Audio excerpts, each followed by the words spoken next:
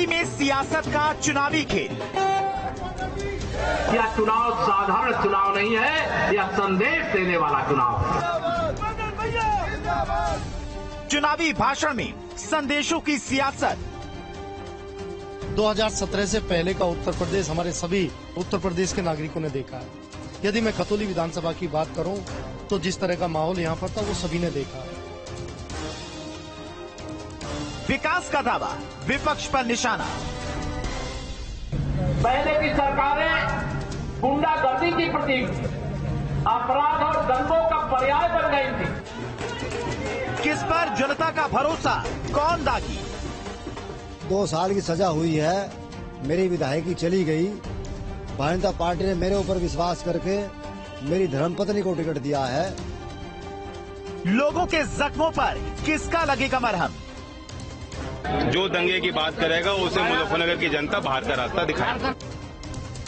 मुद्दों पर बात, जनता किसका देगी साथ? क्योंकि हमारे मुद्दे वही हैं जो हमारी पार्टी के मुद्दे हैं, राष्ट्रीय लोकदल के मुद्दे हैं, किसानों का और कमीरों का।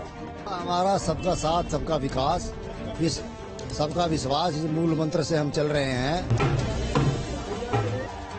लौटेगी आरएलडी या कमल करेगा कमाल?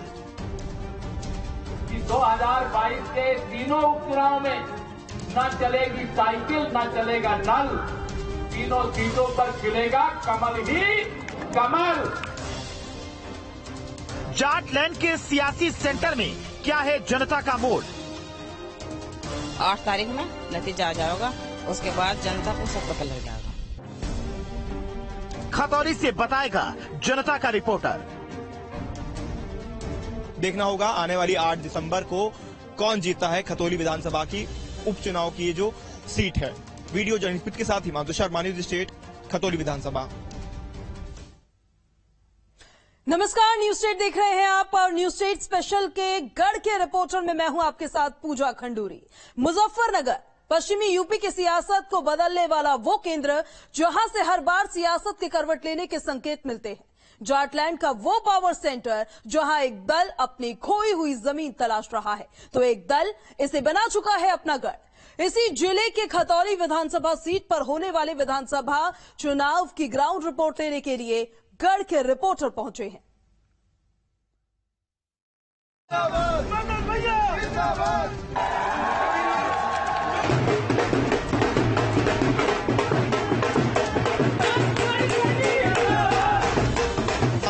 दिसंबर को वोट पड़ने हैं और उसके बाद 8 दिसंबर को नतीजे आने हैं। ऐसे में देखना होगा इस बार खतौली विधानसभा के अंदर जो उपचुनाव होना है उसमें जनता किसके सर पगड़ी बांधती है। मेरठ और मुजफ्फरनगर के बीच सियासत का पारा गर्म। जाटलैंड का सियासी सेंटर बना विधानसभा उपचुनाव का अखाड़ा। जयंत लगा रहे पूरा जोर, आरएलडी जीत पाएगी अपना खोया गढ़। अगर हम बात करें 2012 के अंदर आरएलडी के पास ये सीट रही थी, उसके बाद से बीजेपी का कब्जा रहा। इस बार भी बीजेपी ही जीती थी, लेकिन उपचुनाव में अब ऐसा क्या बदलाव देखने को मिलने वाला है? कब्जे तो बदलते रहे, लोगों का मन बदल गया। मन बदलेगा इस बार? बिल्कुल बदल चुका। आरएलडी की ओर से जयंत चौधरी ने इस बार पूर्व विधायक मदन भैया पर दांव खेला है। मदन भैया को उम्मीदवार बनाए जाने के बाद ही पार्टी में अंदर खाने जयंत के फैसले पर सवाल खड़े हुए। मदन भैया को बाहरी उम्मीदवार करार दिया गया। मदन भैया को आपने कैंडिडेट के तौर पर उतारा है, उसको लेकर क्या कहेंगे? एक बार मैं जानना चाहूंगा, क्योंकि ये कहा जा रहा है, क्षेत्र की जनता ये कह रही है कि बाहरी कैंडिडेट लाए हैं। वो बाहरी कैंडिडेट हैं, बाहरी नहीं। खतौली के चुनाव में बाहरी होने का आरोप झेल रहे मदन भैया साल 1991, 93 और 2002 के साथ साथ 2007 में विधायक रहे। गाजियाबाद के रहने वाले हैं मदन भैया। हर बार अलग सीट, अलग पार्टी से चुनाव जीते हैं। 2022 में लोनी से विधानसभा का चुनाव लड़े थे। बीजेपी के नंद किशोर गुर्जर से हार गए। गुर्जर समुदाय से आने वाले मदन भैया को जयंत ने खतौली विधानसभा सीट से उतारकर बीजेपी के सामने कड़ी चुनौती पेश कर दी है। किसान मजदूर के मुद्दे पर मदन भैया मैदान में है। किसान वर्ग और मजदूर वर्ग को कैसे न्याय मिले, कैसे उनको आगे बढ़ाया जाए, यही एक प्रदेश के भी मुद्दे हैं, यही स्थानीय मुद्दे भी यही। लेकिन बीजेपी की ओर से मदन भैया के लिए चुनौती बड़ी है। बीजेपी ने पूर्व विधायक विक्रम सिंह सैनी की पत्नी राजकुमारी सैनी को मैदान में उतारा है। मुद्दों को लेकर आप उतरी हैं? क्योंकि आपके पति को तो एक एक्सपीरियंस रहा था, आपके लिए राजनीति नई चीज है, तो उसको कैसे देखते हैं आप? नहीं, राजनीति एक नई चीज नहीं है। मैं 2005 से 10 तक प्रधान भी रही हूँ और मैं शुरू से ही कार्य करती हूँ। मैं सब कुछ जानती हूँ और मैं पूरा विधानसभा काम करूँगी। खतौली की सीट 2022 में विधायक चुने गए विक्रम सिंह सैनी की सदस्यता जाने की वजह से खाली हुई है। विक्रम सिंह सैनी को 2012 में मुजफ्फरनगर दंगों के एक मामले में सजा हुई है। ऐसे में विक्रम सिंह सैनी प्रदेश में चुस्त कानून व्यवस्था और अपराध मुक्त यूपी का दावा कर काम करने के नाम पर पत्नी की जीत का दावा कर रहे हैं। 5 साल पहले बहुत काम हुए। 2017 से पहले प्रदेश में गुंडा राज था। जिला मुजफ्फरनगर में घुसने से भी लोग डरते थे। आज सुख शांति है। किसी समय रात को जंगल में, बाहर, शहर, गांव कहीं भी जा सकते हैं। लुटेरे बदमाश दिखाई नहीं देते। माफियाओं का इलाज किया है। किसी को ऊपर भेज दिए, जहां उनका स्थान था उनको वहां भेज दिए। वहीं बीजेपी संजीव बालियान के गढ़ में अपने उम्मीदवार को जिताने के लिए पूरा जोर लगा रहे हैं। उपचुनाव से विधायक चाहे एक चुना जाना है, लेकिन यहाँ बीजेपी की साख दांव पर है, क्योंकि जीत हार का संदेश दूर तक जाएगा। पश्चिमी उत्तर प्रदेश के सियासी मिजाज का टेस्ट माना जाएगा। जयंत 2022 के चुनाव से अपने समीकरण सुधार रहे हैं। जाट मुस्लिम के साथ दूसरी जातियों को साध रहे हैं। गुर्जर समुदाय को भी साथ लाने की रणनीति है। जाट मुस्लिम गुर्जर पश्चिमी किले की मजबूत दीवार है। 2024 के लिए मजबूत सियासी आधार बनाने की कोशिश होगी। ऐसे में बीजेपी ने जयंत को मौसमी नेता करार देते हुए मदन भैया के बाहरी होने वाले बयान पर तंज कसा है।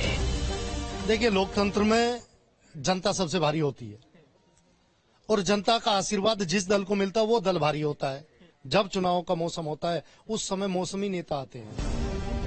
बीजेपी एक बार फिर जहां 2012 के नाम पर 2014, 2017, 2019 और 2022 की तरह खेल करने की रणनीति में है, वहीं आरएलडी पुराने जख्मों को भुलाकर सबको साथ लाने का दम भर रही है। ऐसे में ये गढ़ की लड़ाई साख और नाक का सवाल बन गई है। Team news state.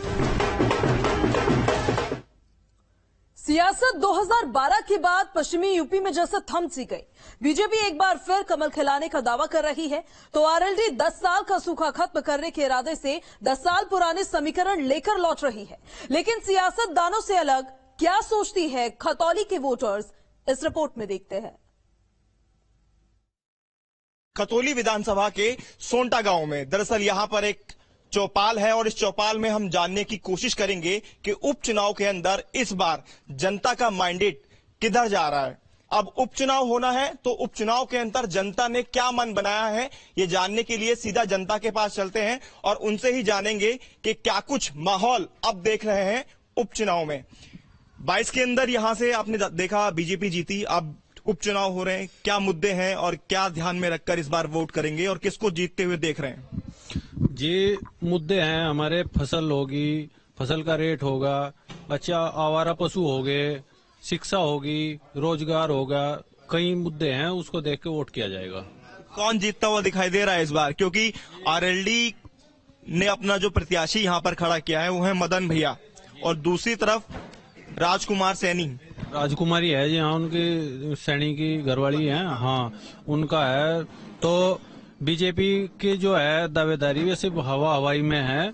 अच्छा, और काफी समय उनको होगा हमारे बीच में, देख लिया उनका, सिर्फ ये जुमलेबाजी की सरकार है।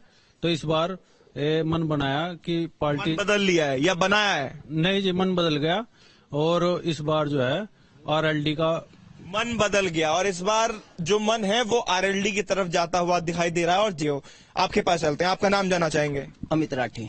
राठी जी, आप भी लोकदल या फिर भाजपा?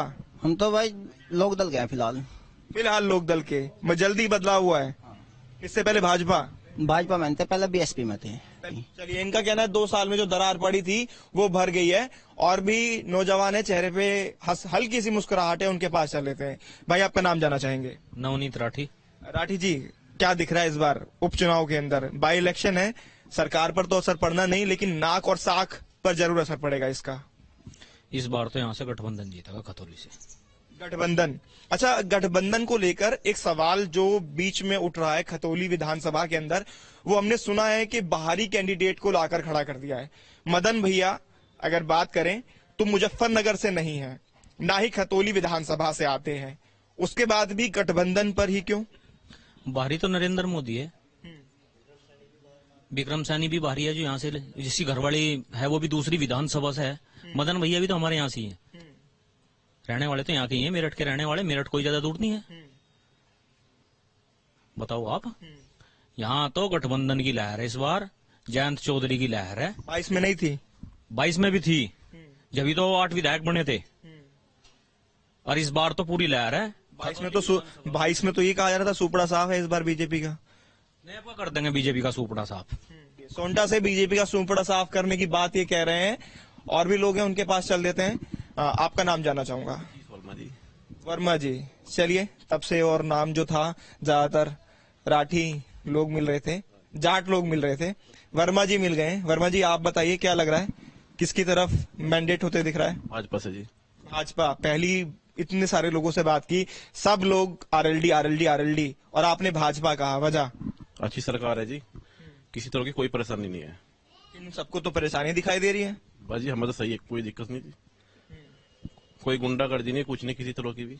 इतने सारे सवाल इन्होंने खड़ा कर दिया, कहा कि पर्ची का कोई रेट नहीं दे रहे हैं, आवारा पशु खेतों के अंदर घुस रहे हैं, किसान को दिक्कतें हो रही हैं, नौजवानों को नौकरी नहीं है। इतने सारे सवाल इन्होंने सरकार के ऊपर लगा दिए, तो उन सब सवालों के जवाब बीजेपी के से मुझे लग रहा है आप ही हैं, तो आप ही को देने पड़ेंगे। बताइए क्या जी, क्या देने पड़ेंगे? ये जो सवाल यहाँ पर दागे जा रहे हैं।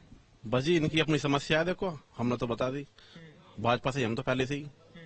आप भी पहले से ही भाजपा से हैं, तिलक लग रहा है, दिख रहा है भाजपा से। हाँ जी। आपका क्या नाम है भैया? सागर राठी। राठी जी, फिर राठी जी आ गए। राठी जी क्या कहेंगे, किधर जा रहे हैं? आज हमारे तो नौकरी भी छीन ली, बताओ। छीन ली? 4 साल की नौकरी थी, कागज भी खत्म हो गए हमारे तो। 4 साल की कौन सी नौकरी थी? वो 16 साल की, अब 4 साल की कर दिया आदमी के। हम कहाँ जाना कागजों को लेकर, बताओ। तैयारी कर रहे थे आप? हमने वोट दी थी भाजपा को, अब हम कभी भी वोट नहीं देना। उन्होंने बहुत बड़ी गलती कर दी। बता, एक तो बिजार, थोड़ी थोड़ी हमारे पास जमीन हुआ है, उन्हें बिजार खा जा, ना नौकरी करे ना कहीं के, कुकर दे देना वोट सब जा भाजपा को। हम तो जी लोग वोट देंगे अब जा। आप भी युवा हैं, नौजवान हैं, क्या चाहते हैं और क्या सोच के साथ, किस सोच के साथ इस बार वोट देंगे उपचुनाव में खतौली विधानसभा के अंदर? आप क्या मदन भैया को लाएंगे? बिल्कुल मदन भैया जी, देखते हैं आपका क्या होता है। आरएलडी लाएंगे। चलिए, आरएलडी की बात ही चल रही है, आरएलडी आरएलडी आरएलडी, कुछ और कोई कह ही नहीं रहा है। और बात कर लेते हैं। बाबू जी, आपका नाम क्या है? मेरा नाम शादीराम राठी है। राठी जी, किसकी तरफ जा रहे हैं इस बार? अब तक तो हम बीजेपी की तरफ थे, लेकिन इस बार आरएलडी की तरफ जाएंगे। कब तक थे बीजेपी की तरफ? पिछली बार जो इलेक्शन हुआ था उसमें 22। अब 22 को चल ही रहा है। जो पहले चुनाव हुआ है, हाँ 17 का चुनाव जो था, 17 में हमने भी विक्रम सैनी को, चुनाव के अंदर, उस उपचुनाव के अंदर आरएलडी को देंगे। मेरा नाम।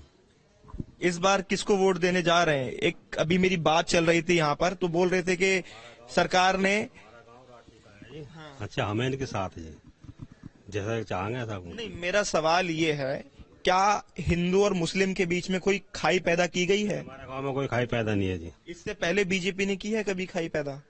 है जी। ये आरोप लगा है बीजेपी पर कि हिंदू और मुस्लिम के बीच में खाई पैदा की गई। क्या ऐसा मानते हैं आप? ऐसा कुछ है तो है नहीं जी।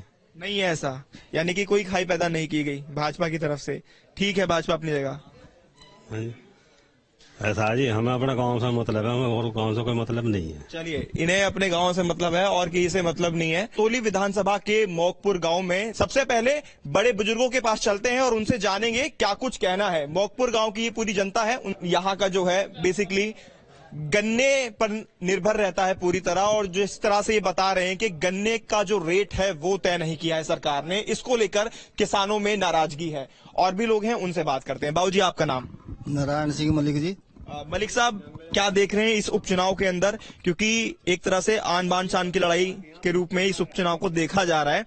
इससे पहले विक्रम सैनी बीजेपी से जीते थे, लेकिन उपचुनाव अब दोबारा हो रहे हैं और गठबंधन प्रत्याशी जो है वो मदन भैया हैं दूसरी तरफ।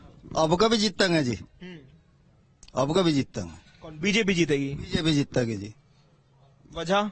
100% बीजेपी काम करा रही, इसलिए जीतेगी। और जो है विकास भी करा रही, अच्छा विकास हो रहा। हमारे यहाँ ऐसी सड़क निकट गई, हमारे पड़ोस में भी नहीं है।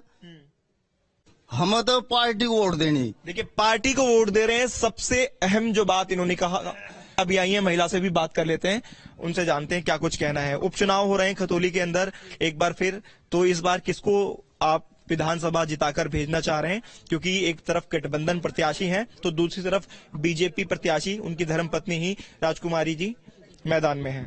राजकुमारी को ही भेजेंगे जिता के। क्यों? हम महिला सुरक्षित है, शौचालय से भी ठीक है और उज्जवल गैस भी मिला है, आंख नहीं फूटती, सब काम है, तो महिला को जिता के भेजेंगे राजकुमारी जी को। तो ये सुना आपने, सभी लोगों के विचार सुने, अलग अलग लोगों ने कहा, अपनी बात को रखा। नौजवान भी शामिल रहे, बुजुर्ग भी शामिल रहे और सभी ने बताया, अपनी मुद्दे रखे, अपनी बातें रखी। जिस तरह से उपचुनाव होना है, 5 दिसंबर को वोटिंग होनी है और 8 दिसंबर को निर्णय आना है कि कौन जीतेगा कौन हारेगा। ये देखना दिलचस्प होगा कि खतौली में इस बार 8 दिसंबर को जब निर्णय आएगा, जब परिणाम आएगा, तो खतौली की जनता किसको जिताकर विधानसभा भेजेगी। क्या एक बार फिर से बीजेपी से कमल जीतेगा या फिर आरएलडी के पाले में खतौली विधानसभा जाएगी? वीडियो जर्नलिस्ट पुनीत के साथ हिमांशु शर्मा, न्यूज स्टेट, खतौली विधानसभा। वीडियो जर्नलिस्ट पुनीत के साथ